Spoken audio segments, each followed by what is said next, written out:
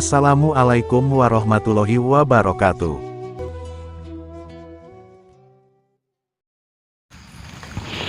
Allahumma salli wa sallim wa barik alaihi wa ala alihi wa sahbihi.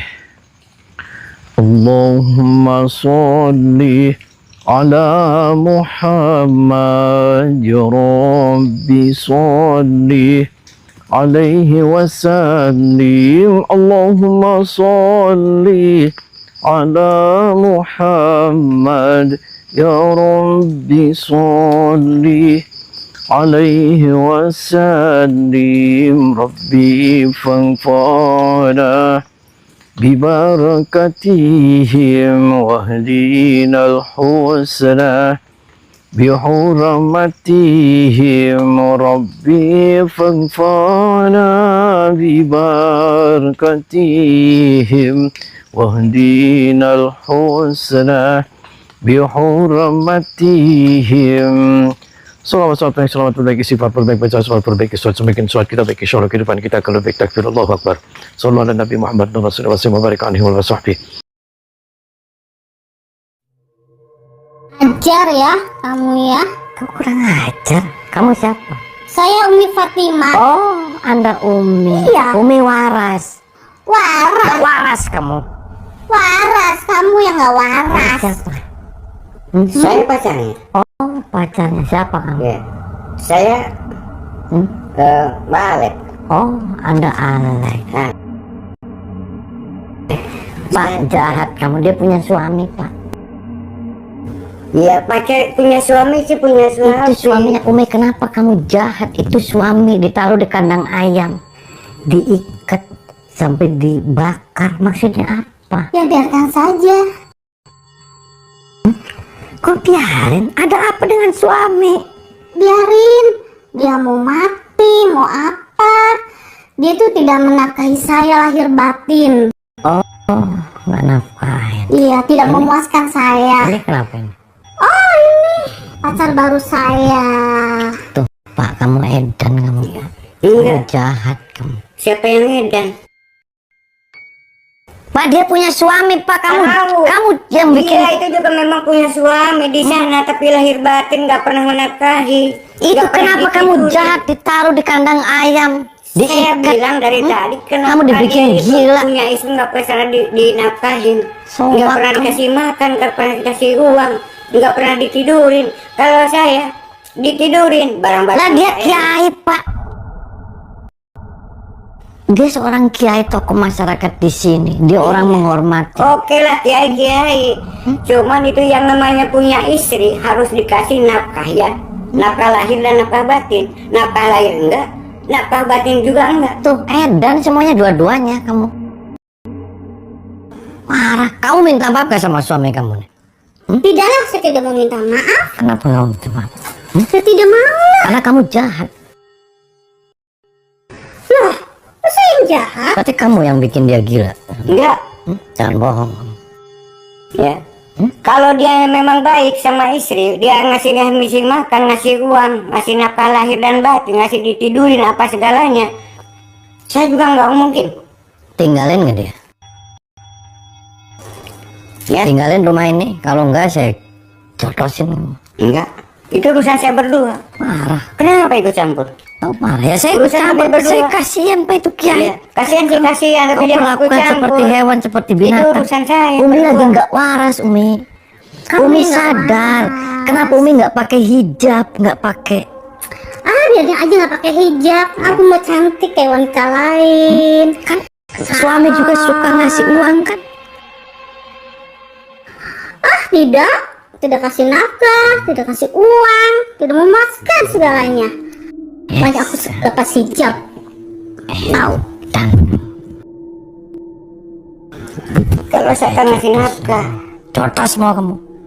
Sakit tas. Ya. Keluar Pak. Kita buat perhitungan. Oh. Ayo berantem. Edan.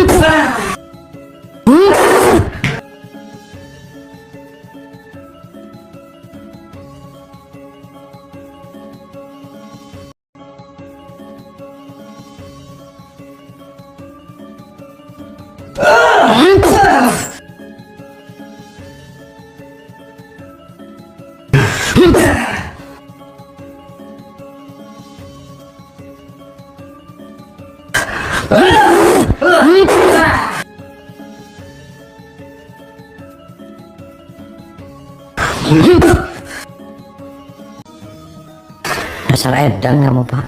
Kamu yang edan. Hah? Kenapa? Edan aja. Kamu Dari tadi saya perhatikan kamu jangan ganggu rumah tangga orang, Pak. Dia kiai, dia istrinya kiai. Kamu jahat, itu anaknya juga. sudah dibilangin dari Kamu tadi ya. sekongkol. Dia itu punya suami, saya udah tahu dari awal. Kalau kamu mencintai dia, Dan batin. kalau kamu mencintai dia, tolong dengan cara-cara yang baik. Dia masih punya suami. Itu suaminya kamu tega, kamu dibikin seperti itu, gila. Dibikin Tapi dia gimana rasanya yang tepat bagi saya? Sebaliknya. setan dasar. Oh setan. Hah? Dia sama-sama mau sama saya. Ya kalau nggak kamu gendam, kalau nggak kamu pelet, kamu rusak rumah tangga, nggak mungkin dia seperti itu, kesurupan setan. Gila kamu, Pak. Tapi enggak dia bawain. Nggak ada apa-apain, nggak ada apa-apain. Apa dia lengket kayak itu sering ditumpak-tumpakin. Kamunya lengket-lengket biasa itu. Gila aja kamu. Parah. Jangan anaknya juga kamu tumpakin tuh si Kokom. Saya enggak. Jangan bohong. Enggak. Jangan bohong. Hanya dia orangnya. Lu burung ngomong sama saya kamu. Saya enggak pernah, apalagi urusan si Kokom. Bohong aja Yang kamu. ini hanya sekedar pacaran. Enggak pernah.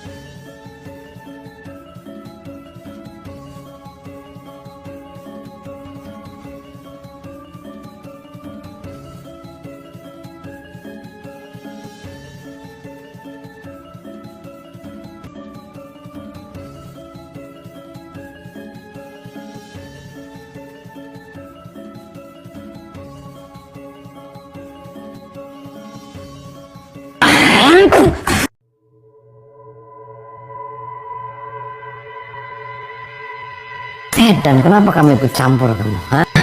Kamu nggak pulang-pulang kamu? Hah? Kenapa? Kenapa?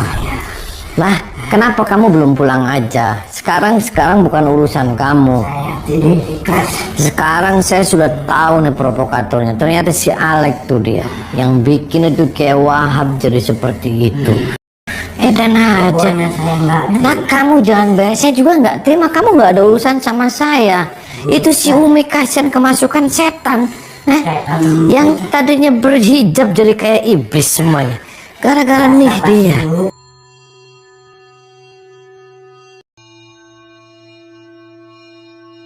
Halo sahabat, semoga keberkahan dan keridhaan Allah selalu menyertai kita semua.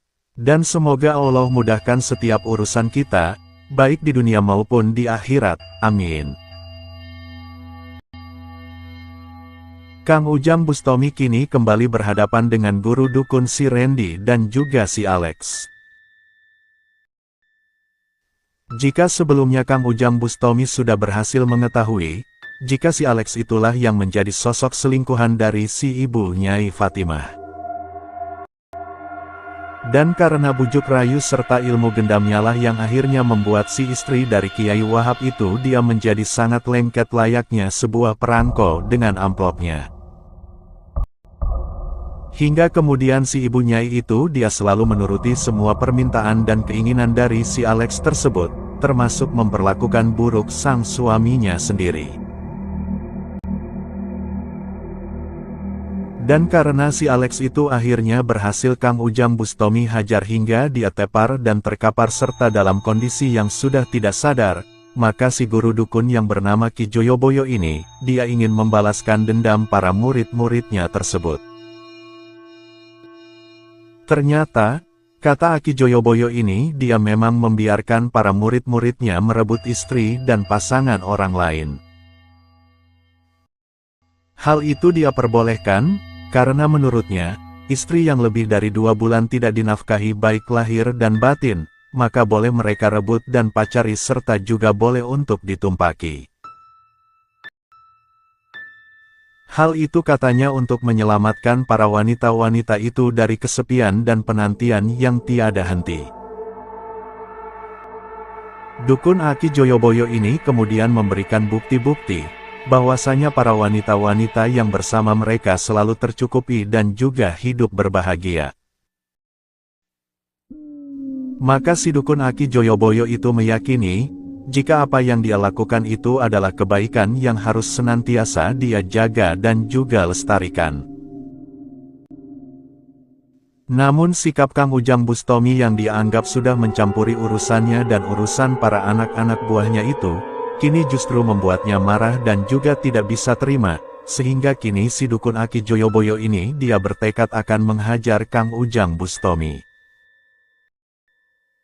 Pernyataan dan jawaban si dukun Aki Joyoboyo ini benar-benar membuat Kang Ujang Bustami tak bisa mengerti. Bagaimana bisa istri yang dianggap tidak dinafkahi lebih dari 2 bulan akan disita dan direbut oleh dukun-dukun sesat ini? Sehingga, kini Kang Ujang Bustami tak akan segan lagi. Sehingga Kang Ujang Bustami juga menghajar lelaki tak tahu diri ini. Barulah setelah dukun Aki Joyoboyo ini dia tumbang, Kang Ujang Bustami segera saja membuang ilmu-ilmu hitam dan burung nakalnya tersebut. Tak hanya menangani si dukun Aki Joyoboyo saja, karena kini Kang Ujang Bustami juga membuang ilmu-ilmu hitam dan burung dari si dukun Alex ini. Karena lelaki inilah yang sudah tega membuat sang Kiai Wahab gila dan kemudian menempatkannya di kandang ayam dalam kondisi yang sangat memprihatinkan dan menyedihkan. Si dukun Alex ini pula lah yang sudah menggendam dan mempengaruhi si ibu Nyai Fatimah. Bahkan kemudian memaksa si ibu Nyai Fatimah itu melepaskan hijabnya, dengan alasan si ibu Nyai Fatimah itu dia akan tampak lebih cantik dan menggoda serta akan kelihatan lebih awet muda. Kejahatan-kejahatan si Alex ini tak bisa dengan mudah Kang Ujang Bustami maafkan, sehingga beliau pun kemudian membuat si Alex itu stroke dan tak berfungsi lagi alat kelaminnya.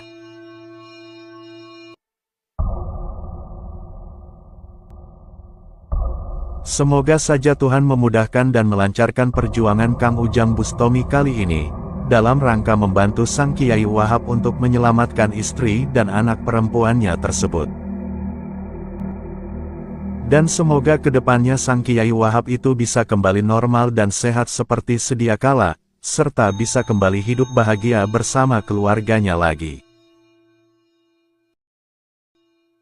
Dan semoga Tuhan juga akan selalu memberikan Kang Ujang Bustomi kesehatan dan keselamatan dalam setiap aksi-aksi dakwahnya itu.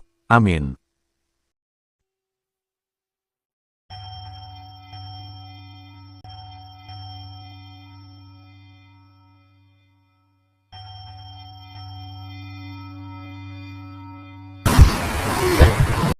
Tundukin kepalanya, muntahin semua setan, muntahin. Terus, duduk kamu sini, terus, biar kamu sadar. Sempak ini semua keluar. Baca istighfar, baca istighfar. Kamu nanti minta maaf sama bapak kamu. Apa yang kamu lakukan salah, gitu-gitu juga orang tua kamu hargai dan hormatin. Kamu harus bersyukur. Alhamdulillah kamu, diam kamu, membawa ibu kamu.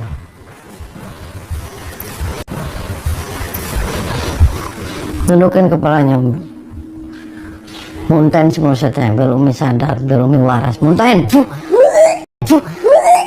terus, kadal-kadalnya keluarin. Terus,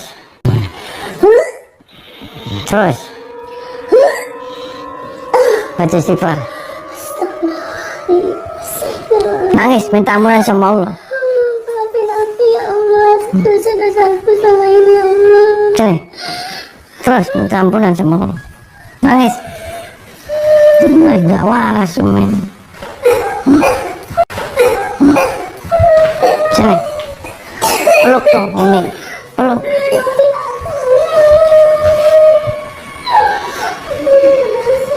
Tuh, minta maaf sama Umi kamu. Maafin kakak, Kokom tuh, meleding tuh kamu.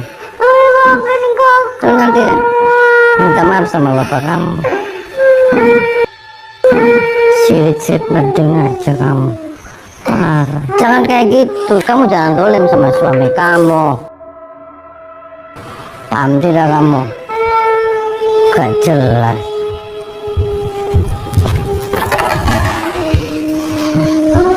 Kamu punya suami kamu? Kamu janda? Mau saya nikahin sama kameramen? Kenapa? Kamu janda? Tinggal tempat ini, nanti saya nikahin sama kameramen. Rampasan perang, susunya gede nemen. Terus sana, sini, ayo ikut sana. Minta maaf sama suami. Mata nih.